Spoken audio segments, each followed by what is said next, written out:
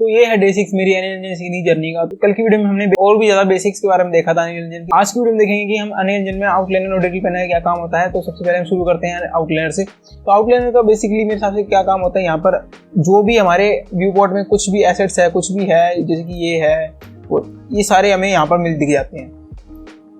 यहाँ पर हमें ऑप्शन, और इसको बड़ा कर लेता हूँ मैं यहाँ से। अगर आप किसी भी व्यू पोर्ट, दो व्यू पोर्ट के बीच के अगर आप बॉर्डर पे होवर करोगे तो यहाँ पर आपको ये ऑप्शन, ये एरो मिल जाएगा। तो आप इसको छोटा बड़ा कर सकते हो।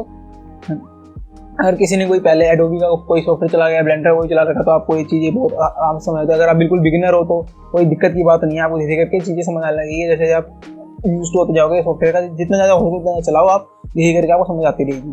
तो मैं थोड़ा इसको पैनल को बड़ा कर लेता हूँ। यहाँ पर अपने को बेसिकली हमें दिख जाएगा क्या क्या एसेट्स, क्या क्या एक्टर्स हैं। मेनली इसमें एक्टर बोलते हैं, तो हम इसकी हिसाब से यूज करेंगे शब्द को। तो एक्टर्स हैं, कौन कौन से एक्टर हैं हमें सब दिख जाएंगे यहाँ पर। जैसे कि हमारा एटमॉस्फेयर फॉग है, अगर मैं इसको ऑफ कर दूंगा तो अभी देखो, जैसे कि कोई हल्की सी फॉग होगी वो चली जाएगी। अगर क्यूब है यहाँ पर, अभी मैंने क्यूब डाला था वो खत्म हो गया। फ्लोर है, फ्लोर भी विजुअल कर सकते हैं। बस ये आउटलाइनर का बेसिकली यही है। यहाँ से अपने ऑब्जेक्ट सेलेक्ट कर सकते हैं, या फिर हम यहाँ पर क्लिक करके भी इसको सेलेक्ट कर सकते हैं, तो वो सिलेक्ट यहाँ पर भी हो जाएगा।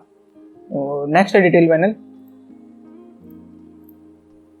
तो डिटेल पैनल काफ़ी यूजफुल पैनल है हमारे लिए, क्योंकि बेसिकली ज़्यादातर हम वर्क इसमें, शायद ज़्यादातर वर्क हम इसी में करेंगे। क्योंकि जैसे कि मैंने एक क्यूब पे क्लिक करा, या फिर फ्लोर पे या फिर क्यूब पे क्लिक करा, तो यहाँ पर हमें सारी प्रॉपर्टीज इसकी यहाँ दिख जाएगी डिटेल पैनल में। डिटेल पैनल जैसे मैंने ऊपर करा, इसको नीचे करा, जैसे कि आप देख रहे हो यहाँ पर इसकी लोकेशन है वो चेंज हो रही है। मैं ऊपर नीचे कर रहा हूँ, किसी एक्सेस में जा रहा हूँ तो चेंज हो रही है। अगर मैं इसको वो कर दूँ, अगर मैं इसको 000 कर दूँ, इस पर क्लिक करके इसको भी 000 कर दूँ, तो ये डिफॉल्ट मोड में चला जाएगा बिल्कुल। तो अगर आपको बिल्कुल प्रिसाइसली कोई चीज़ करनी है, बिल्कुल ही मतलब पॉइंट का फर्क भी नहीं होना चाहिए, तो यहाँ से आप अपने कोई भी चीज़ चेंज कर सकते हैं। जैसे कि मेरे को 0.1 ही इसको मूव करना है एक्सेस में, तो कर सकता हूँ मैं। अगर मेरे को बिल्कुल मूव नहीं करना, बिल्कुल नहीं मूव करना। अगर यहाँ पर सिंपली रोटेशन भी, स्केल भी, यहाँ पर स्केल लॉक भी कर सकते हो इसका। नेक्स्ट ऑप्शन है मोबिलिटी। ये मेनली जब अपने गेम बनाते हैं तो उसका काम आती है कि कौन सा मैश, कौन सा कोई जो एक्टर है आपका स्टैटिक है, मूवेबल है, और इसका बट नॉट मूव, और कौन सा ऑब्जेक्ट जो सिर्फ गेम ही चेंज होगा लेकिन मूव नहीं होगा, तो वो डिफाइन करने का होता है हमारे लिए। तो कोई अगर इसको VFX के लिए यूज़ कर रहे हो तो ये कोई सी काम का नहीं है ऑप्शन। बाद में अगर कभी जरूरत पड़ी तो देखेंगे, लेकिन बाकी स्टैटिक भी रहने देना इसको। अगर कहीं पर भी आपका तो उसको स्टैटिक पे रहने देना। तो नेक्स्ट है मैश। तो इसका क्या काम होता है, अगर आप इस पर डबल क्लिक करोगे तो एक नई विंडो खुल जाएगी। यहाँ से आप अपने मैश को एडिट कर सकते हो। तो यहाँ पर ये मैश एडिटर खुल जाएगा अपना। तो यहाँ से अपने स्टैटिक मैश को एडिट कर सकते हो कैसे भी करके। सेम व्यू पोर्ट में भी यहाँ पर रिमूव करने के लिए सेम ही सब कुछ है, तो यहाँ से आप एडिट कर सकते हो। लेकिन मेरे को अभी एडिट करना नहीं आता, क्योंकि मैंने अभी तक इसको सीखा नहीं है, तो इसको रहने देते हैं। यहाँ पर क्लिक करने पर मेरे को ये पता है एक एडिटर खुल जाता है, बस यहाँ पर कट करते हैं। और नेक्स्ट है मटेरियल्स। आगे आने वाले दिनों पे हम मटेरियल भी देखेंगे, लेकिन जो सबसे मोस्ट पावरफुल जो टूल माना जाता है अनरियल इंजन में, मटेरियल्स ही है। क्योंकि काफ़ी अच्छी तरीके से मटेरियल्स इसमें बना सकते हैं, अपने यूज़ कर सकते हैं। काफ़ी सही तरीका है। कोई भी मटेरियल लगाना है तो यहाँ से आप क्विकसेल भी से डाउनलोड करो और यहाँ पर सीधा ड्रॉप करोगे तो ये मटेरियल वही लग जाएगा यहाँ पर। तो अभी के लिए तो इसको रहने देते हैं। यहाँ से बेक मटेरियल, ताकि और भी ज़्यादा ये लाइट हो जाए और मटेरियल परमानेंट सेट हो जाए उसके ऊपर।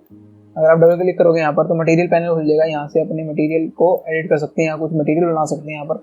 और जो इसमें मटेरियल पैनल है वो नोड बेस है, तो ये काफ़ी पावरफुल, इसी कारण काफ़ी पावरफुल और काफ़ी कस्टमाइजेबल और काफ़ी फ्लेक्सिबल हो जाता है इसी कारण से। आगे आने वाले दिनों में हम ये भी देखेंगे, काफ़ी अच्छी तरीके से इसको कवर करेंगे। और जो बेसिक चीज़ थी मैंने आपको डिटेल पैनल में बता दी है। और भी अगर आप उसे देखना चाहिए तो आप देख सकते हो, क्योंकि और भी ज़्यादा कुछ बताने की चीज़ नहीं है। क्योंकि हम जैसे हम धीरे करके आगे आने वाले प्रोजेक्ट और भी क्रिएट करेंगे, तो उसमें धीरे करके हम सीखते चले जाएंगे, धीरे सबको सीखते चले जाएंगे। तो आउटलाइनर, आज की वीडियो में आउटलाइनर और डिटेल पैनल हो गया कंप्लीट मेरे हिसाब से। आज की वीडियो में ये ऑप्शन इतना ही, क्योंकि अगली वीडियो में हम पिक्सेल ब्रिज और फैब और अनरियल मार्केटप्लेस के बारे में देखेंगे। तो बिल्कुल सेपरेट टॉपिक है। तो इस वीडियो में इस पार्ट के साथ जो बेसिक्स पैनल है, जो अनिल का वो कवर कंप्लीट हो जाता है।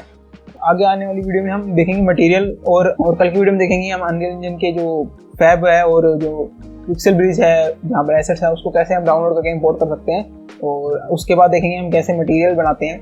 तो बने रहिए मेरे साथ। और इस जर्नी में अगर आपको कोई भी दिक्कत आती है तो मेरे को कमेंट कीजिए। अगर आपको कोई सीन में कोई भी दिक्कत आती है तो मेरे को कमेंट कीजिए। कमेंट में आप दूसरे के भी जो क्वेश्चन है उसको सॉल्व कर सकते हो। और मैं भी कोशिश करूंगा जहाँ से मेरे को कोई क्वेश्चन मेरे को भी समझ आता है तो मैं भी सोल्व करूंगा। और चलिए, बाय बाय।